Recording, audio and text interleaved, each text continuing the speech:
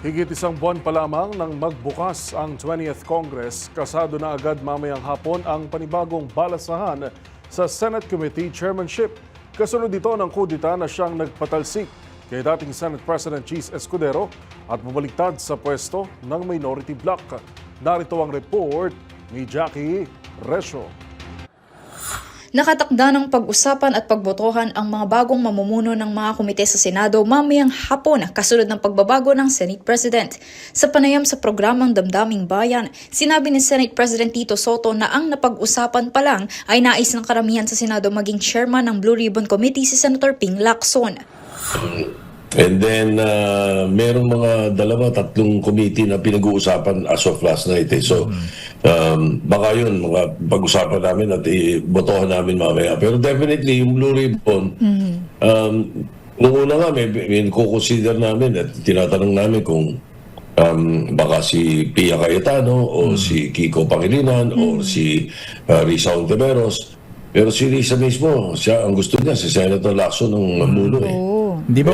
Dinepensahan naman ni Senate President Soto ang pagiging chairman ni Lacson sa Blue Ribbon Committee na walang nakasulat sa rules ng Senado na kinakailangang abogado ang mamuno sa nasabing komite.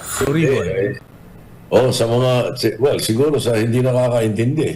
Pero pagka kabisado mo yung rules ng Senado at saka ang history ng Senado, ako yung 1992 pa, doon na, there is no such thing.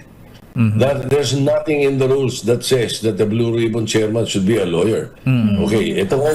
Tiniyak naman ni Soto at Lacson na magpapatuloy pa rin ang investigasyon at mga pagdinig kaugnay ng maanumalyang flood control project sa Senado sa kabila ng palitan ng liderato. Dagdag pa ni Soto, hindi lamang pagdinig hinggil sa anomalya ng flood control ang isa sa publiko, kundi pati ang lahat ng deliberation kaugnay ng pambansang pondo.